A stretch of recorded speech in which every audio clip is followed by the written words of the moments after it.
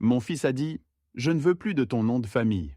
Mon nouveau père dit que tu es un loser et que j'ai besoin du nom d'un vrai homme. » Céline, mon ex, a souri. J'ai répondu « D'accord. » Une semaine plus tard, l'avocat familial a appelé « Monsieur, vous réalisez ce que vous venez de signer ? Je payais 280 € de pension alimentaire chaque mois depuis 3 ans. Régulièrement comme une horloge.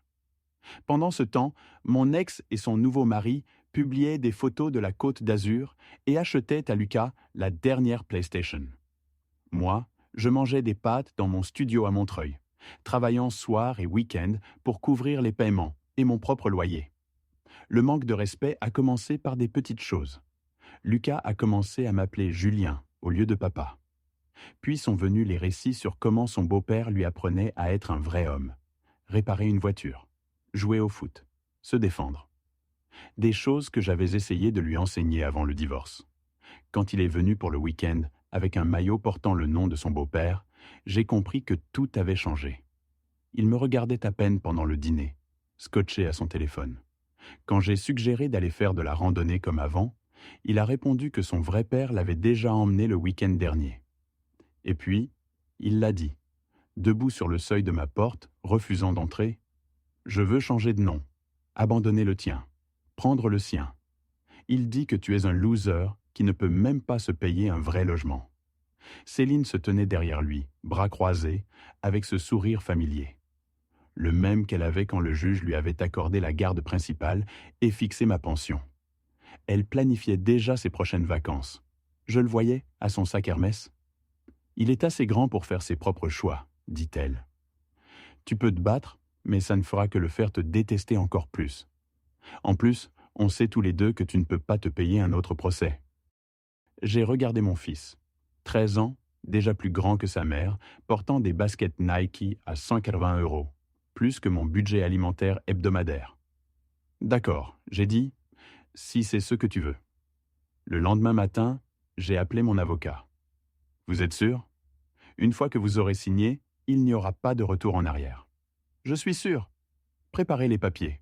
J'ai signé le changement de nom, les documents d'adoption, tout, sans même lire les petites lignes.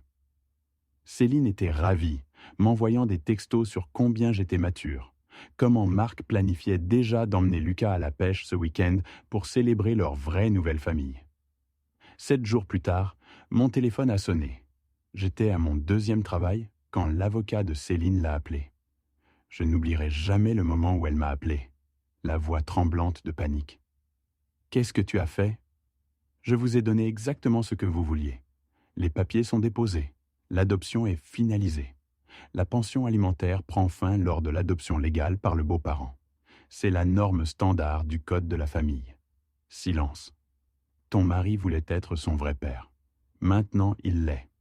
Félicitations. Ça fait 3 200 € par mois dont il est maintenant responsable. Plus le fonds d'épargne pour les études, l'assurance, les frais médicaux, tout. Chaque obligation est transférée aux parents adoptifs. Tu ne peux pas... Je l'ai déjà fait. Le juge a signé ce matin. J'ai entendu des cris en arrière-plan. La voix de Marc qui montait, de plus en plus furieuse. On ne peut pas se le permettre. Il fallait y penser avant d'apprendre à mon fils que je ne valais rien. Ou devrais-je dire au fils de ton mari maintenant. L'appel s'est terminé. Je suis retourné ranger des marchandises, mais je ne travaillais plus à cet emploi par nécessité. Cette nuit-là, mon téléphone a explosé de messages. Mon fils qui se souvenait soudain de mon nom, me suppliant de tout annuler. Céline qui alternait entre menaces et supplications. Son avocat qui essayait de trouver des failles qui n'existaient pas.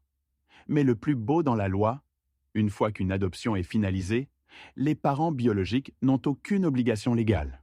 Aucune. J'ai bloqué le numéro de Céline. Celui de Lucas aussi. S'il voulait parler, il pouvait le faire en personne et avec respect. 3 mois plus tard, j'ai reçu une lettre du lycée de Lucas. L'enveloppe était épaisse, papier crème, cher. À l'intérieur, une lettre manuscrite du directeur. « Cher Monsieur Moreau, j'écris au sujet du compte de scolarité de votre fils. Les frais annuels sont de 38 000 €. Suite aux récentes procédures d'adoption, nous avons contacté Monsieur et Madame Dubois. Lorsque nous avons mentionné le paiement du prochain semestre, il y a eu une confusion considérable. Notre conseil juridique a examiné la situation. Étant donné que M. Dubois est désormais le parent légal, toutes les obligations financières lui sont transférées. Le lycée exige le paiement avant le 15 août, sinon nous serons contraints de retirer l'inscription. Cordialement, directeur Richardson. J'ai posé la lettre et j'ai commencé à rire. Vraiment rire. Ce lycée privé était la fierté de Céline. Elle s'était vantée sans fin de l'admission de Lucas, publiant des photos de lui en uniforme sur les réseaux sociaux. J'ai sorti ma calculatrice. 38 000 pour les frais de scolarité, plus 3 200 € mensuels de pension. Ça fait 76 400 € par an que son nouveau mari venait d'hériter. Mon téléphone a vibré. Numéro inconnu. Allô? Il faut qu'on parle. La voix de Céline avait changé. Plus petite, effrayée. Je ne pense pas. S'il te plaît, écoute juste. Contre mon meilleur jugement, je suis resté en ligne. Le lycée dit que tu ne paies plus. Ils vont le renvoyer. Pas mon problème. C'est toujours ton fils. Non. Légalement, je n'ai pas de fils. C'est ce que tu voulais. C'est ce qu'il voulait. C'est un enfant. Il ne comprenait pas. Il a 13 ans. Assez vieux pour me traiter de loser. Assez vieux pour rejeter mon nom. Assez vieux pour vivre avec les conséquences.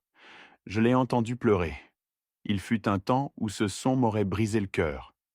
Marc ne peut pas se le permettre. L'entreprise ne va pas aussi bien que je pensais. Les voitures, les voyages, la maison, tout est à crédit.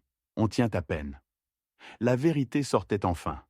Toutes ces photos de vacances, les vêtements de Marc, de la fumée et des miroirs. Une vie Instagram construite sur des cartes de crédit et des prêts. On dirait que tu as épousé un loser, j'ai dit doucement. La ligne s'est coupée, je me suis servi un whisky et je me suis assis sur mon balcon. Ce n'était pas grand-chose, mais c'était à moi. Payé avec mon propre argent. Sans dette, sans faux semblant. Le téléphone a sonné à nouveau. J'ai laissé passer sur la messagerie vocale. Papa, c'est moi. Maman dit que je dois t'appeler papa à nouveau. Elle dit qu'on doit arranger ça. S'il te plaît, rappelle. J'ai supprimé le message. 2 jours plus tard, une autre lettre est arrivée. De l'avocat de Céline. Un avocat différent. Probablement ne pouvait plus se payer le cher. La lettre exigeait que je reprenne les paiements de pension alimentaire, affirmant que l'adoption avait été signée sous la contrainte. Je l'ai transférée à mon avocat avec une seule phrase. Veuillez gérer cela comme bon vous semble. Il m'a appelé dans l'après-midi, contenant à peine son rire. Ils prétendent que vous les avez trompés. Vous avez signé exactement les documents qu'ils ont demandés. C'est un cas d'école de remords de l'acheteur. Peuvent-ils gagner? Pas la moindre chance. Mais s'ils poursuivent, ils devront payer les frais de justice. Et quand ils perdront, vous pourrez contre-attaquer. Probablement encore 15 à 20 000 € qu'ils vous devront. Dites-leur d'y aller. La date du procès a été fixée 6 semaines plus tard. Pendant ce temps, les lettres continuaient d'arriver. De Céline, de Marc, de Lucas. Chacune plus désespérée que la précédente. Les lettres de Lucas étaient les plus difficiles. Dans la première, il s'excusait. Dans la deuxième, il était en colère, me traitant d'égoïste. Dans la troisième, il demandait juste si on pouvait aller randonner à nouveau. Je les ai toutes gardées dans un tiroir. Je n'ai répondu à aucune.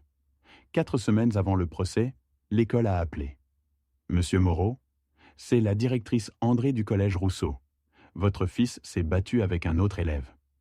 Mon cœur s'est arrêté. Je ne suis plus son tuteur légal. Vous devez appeler sa mère. Nous avons appelé 3 fois. Personne n'a répondu. Vous êtes toujours le contact d'urgence. Il est exclu pour 3 jours. Il faut le récupérer immédiatement. Je serai là dans 20 minutes. Quand je suis entré dans le bureau de la directrice et que je l'ai vu là, œil au beurre noir gonflé, articulations éclatées, épaules tremblantes, tous mes mots préparés se sont évaporés. Il a levé les yeux, m'a vu. Son visage s'est effondré. Tu es venu? J'ai hoché la tête, incapable de parler. La directrice a expliqué. L'autre garçon avait taquiné Lucas depuis des semaines à propos du changement de nom, sur comment son vrai père l'avait abandonné. Aujourd'hui, Lucas avait craqué. Prends tes affaires. Dans la voiture, il a demandé « Ça fait mal? Oui. Bien. La douleur, c'est comme ça qu'on apprend. On dirait que tu as appris quelque chose aujourd'hui. Il est resté silencieux. Puis, Gavin a dit que tu ne voulais plus de moi, que tu m'avais signé comme de la merde. C'est vrai?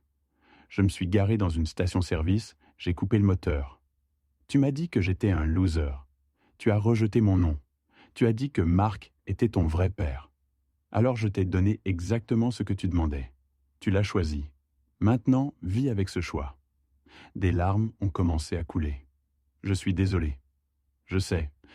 Mais désolé ne change pas les documents légaux. Tu ne peux pas arranger ça? Même si je voulais, je ne peux pas. Marc est ton père légal maintenant. Ça veut dire qu'il est responsable de toi, de ton école, de ton avenir, de tout. Mais il ne paie rien. Maman dit qu'on devra peut-être déménager. Ce n'est plus mon problème. À l'appartement, il a regardé autour de lui. C'est petit ici. C'est ce que je pouvais me permettre après avoir payé ta pension toutes ces années. Tu mangeais vraiment des pâtes tous les jours? Pendant 6 mois environ, parfois 2 fois par jour. Pourquoi tu ne l'as pas dit? Ça aurait changé quelque chose? Il n'a pas répondu. Je me suis assis en face de lui. Ton beau-père conduit une Mercedes, vit dans une maison avec piscine, t'emmène dans des restaurants chers. Tu t'es déjà demandé comment il payait tout ça? Maman disait qu'il avait réussi. Il a réussi à faire semblant. Tout ça, c'est financé, emprunté. Rien n'est réel. Et les voyages? Payés avec ma pension alimentaire. Chaque vacances, chaque nouvelle console, c'était censé aller pour ta nourriture et ton avenir. Au lieu de ça, il dépensait en prétendant être riche. Son visage est devenu pâle. Je ne savais pas. Le jour du procès est arrivé par un mardi gris. Je suis venu dans mon meilleur costume.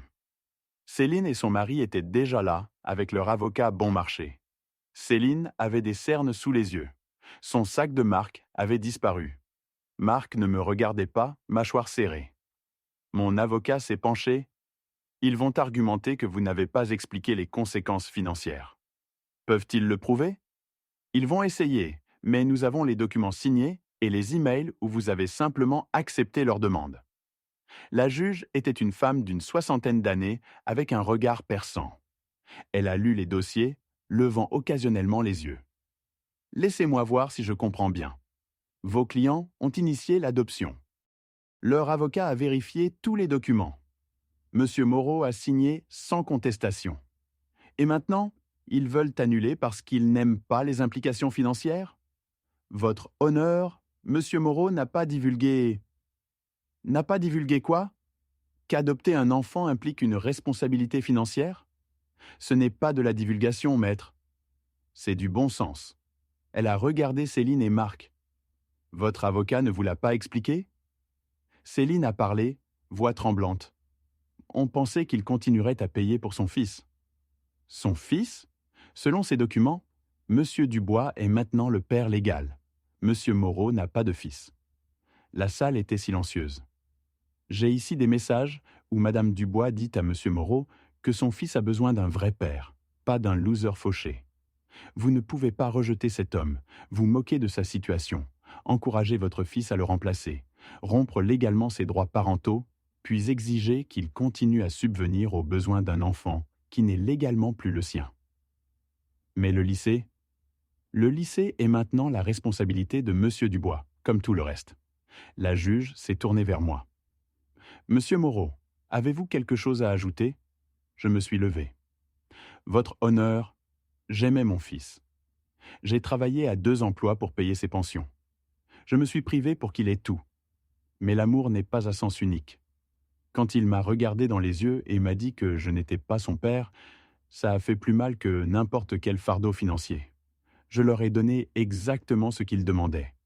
S'ils le regrettent maintenant, ce n'est pas ma faute. Requête rejetée.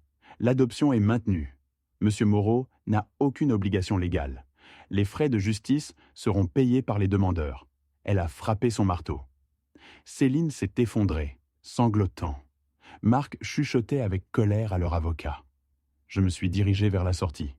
Attends. Je me suis retourné. Lucas se tenait au fond de la salle. Il semblait plus petit. Les vêtements chers avaient disparu. remplacé par un jean ordinaire et un t-shirt basique. Il ressemblait à un enfant normal maintenant. On peut parler? Dehors? Mon avocat a hoché la tête. Je l'attends dans la voiture. Nous sommes sortis vers un banc. Le printemps perçait à travers le froid.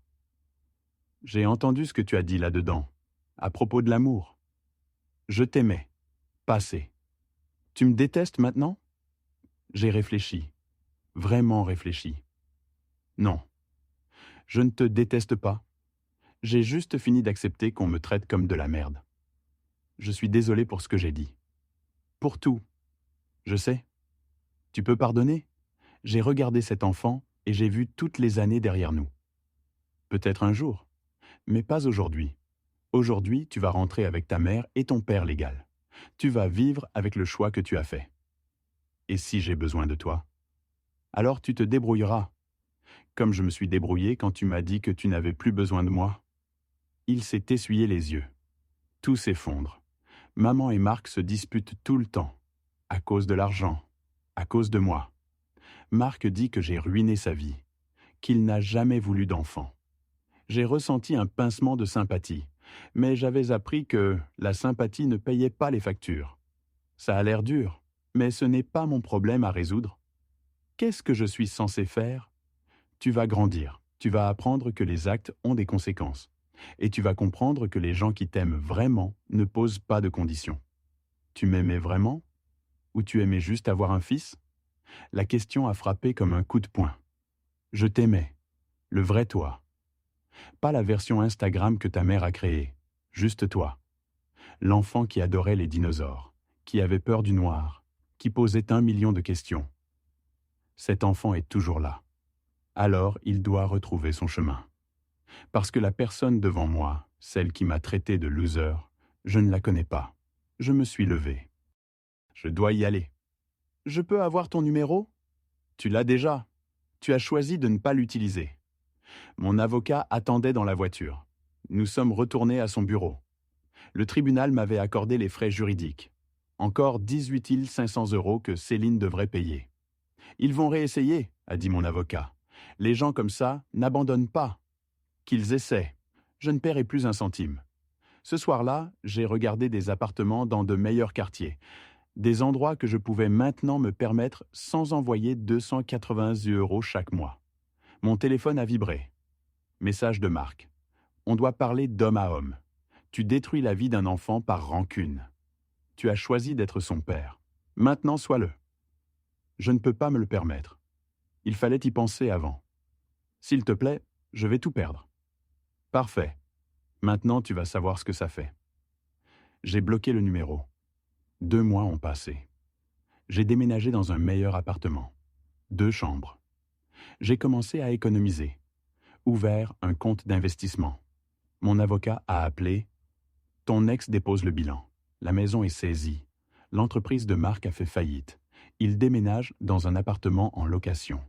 Et ton fils est inscrit au collège public. Rousseau. Le même d'où il a été exclu. L'ironie ne m'a pas échappé. Il y a plus. Elle demande le divorce. Déjà, le stress financier. En plus, Marc ne gérait pas bien les responsabilités parentales. Je ne ressentais pas la satisfaction attendue, juste de la fatigue. Et maintenant, elle va probablement essayer de te contacter. Mais légalement, tu ne lui dois rien. L'adoption tient. Après avoir raccroché, je me suis assis sur mon balcon. Le soleil se couchait. D'ici, je pouvais voir tout Paris. Mon téléphone a vibré. Cette fois, j'ai reconnu le numéro. Allô? C'est moi. La voix de Lucas avait changé, plus vieille. Je sais que je ne suis pas censé t'appeler, mais j'avais besoin d'entendre ta voix. Maman et Marc divorcent. On déménage. J'ai dû changer d'école, tout est différent. Comment tu gères? C'est dur. Mais je commence à comprendre ce que tu voulais dire à propos des conséquences. Marc n'est plus mon père. Légalement si, mais il n'agit pas comme tel. Il me parle à peine. Maman dit qu'il me rend responsable de tout. J'ai senti l'instinct de réparer, d'intervenir. Je suis désolé que tu traverses ça, mais je ne peux pas réparer ça pour toi. Je sais, je ne demande pas. Je voulais juste te dire quelque chose. Je change mon nom pour revenir à l'ancien. Maman m'aide. Retour à Moreau. Ma gorge s'est serrée. Pourquoi? Parce que c'est mon nom.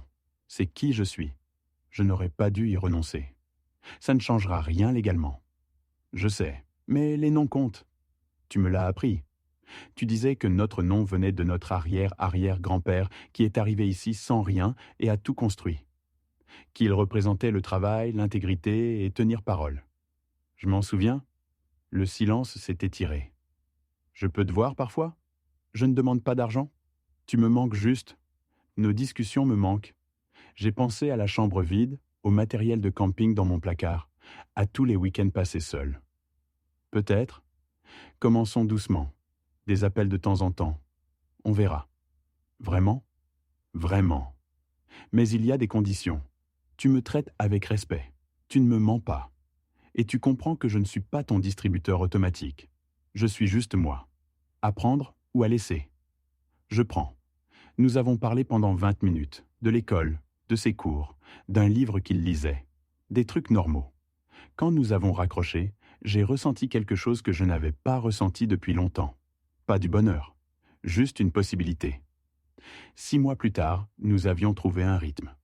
Appel 2 fois par semaine, déjeuner le samedi. Nous ne parlions pas du passé, nous nous concentrions sur le présent. Il me parlait de ses professeurs, ses amis, ses difficultés en algèbre. Je lui parlais de mon travail, mes projets. Nous reconstruisions quelque chose. Pas père et fils légalement, mais quelque chose de réel. Un samedi au café, il a demandé « Tu penses que tu pardonneras un jour à maman ?»« Je ne pense plus vraiment à ta mère. Elle demande de tes nouvelles, se demande comment tu vas. Elle a mon numéro. Elle a peur que tu la détestes. » J'ai regardé cet enfant qui redevenait quelqu'un que je reconnaissais. Je ne la déteste pas, mais je ne lui fais pas confiance non plus. Et je ne suis pas intéressé à être son ami ou son filet de sécurité. C'est juste. Nous avons fini notre repas. Je l'ai ramené chez sa mère. L'appartement était dans une partie moins chic de Paris. Mais c'était propre, sûr et à eux. Merci pour le déjeuner. De rien. Et merci de m'avoir donné une seconde chance, même si je ne la méritais pas. Tout le monde mérite une seconde chance, juste pas une troisième. Il a souri. Je l'ai regardé entrer, puis je suis rentré chez moi. Mon téléphone a sonné pendant le trajet. Numéro inconnu. Monsieur Moreau? Agent Raymond, service de protection de l'enfance. J'appelle au sujet de votre fils. Ou plutôt, votre ancien fils. Le tuteur légal, Marc Dubois, a été arrêté. Violence domestique. Nous devons placer l'enfant en garde temporaire. Votre nom est apparu comme option possible.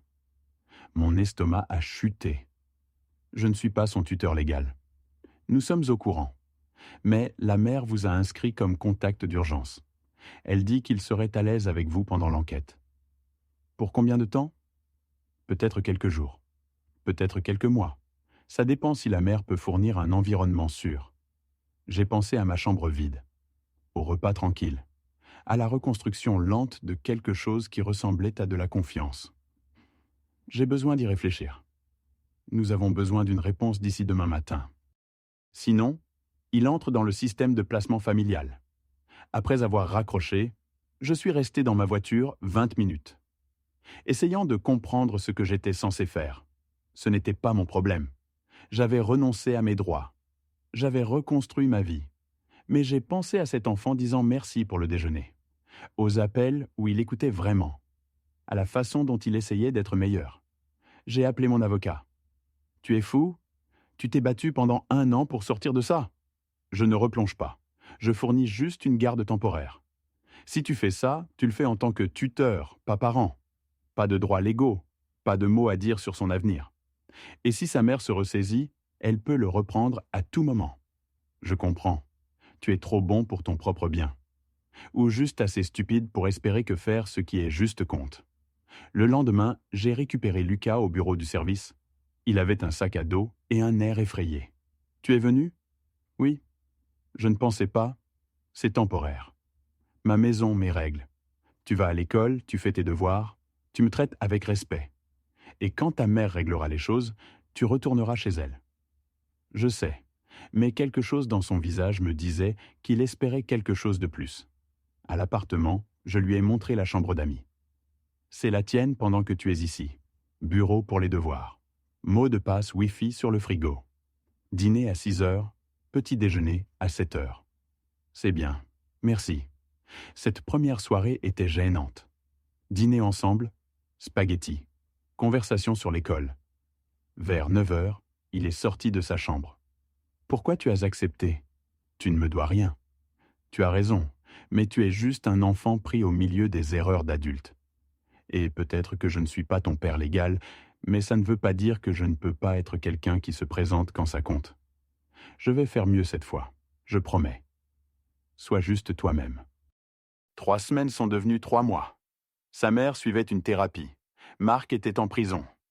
Et nous avons trouvé une routine presque normale. Petit déjeuner avant l'école, aide aux devoirs, sortie le week-end. Il a recommencé à m'appeler papa. Naturellement, comme si c'était la chose la plus naturelle au monde. Un samedi, nous faisions de la randonnée. Le sentier était raide. Au sommet, c'est le même endroit où on venait avant. Quand j'étais petit, oui, je me souviens, tu m'avais dit que la montagne se fiche de qui y monte, que c'est le même défi pour tout le monde. Tu te souviens de ça? Je me souviens de tout, toutes les leçons. Je n'écoutais juste pas. Nous nous sommes assis sur un rocher. J'écoute maintenant. Je sais. Si je pouvais revenir en arrière et changer ce que j'ai dit, je le ferais. Mais je ne peux pas. Alors j'essaie de te montrer que j'ai changé. J'ai posé ma main sur son épaule. Tu te débrouilles bien, petit. Plus que bien. Tu me pardonnes? La question qu'il voulait poser depuis des mois. Oui, je te pardonne. Il a pleuré. Pas des sanglots dramatiques, juste des larmes silencieuses.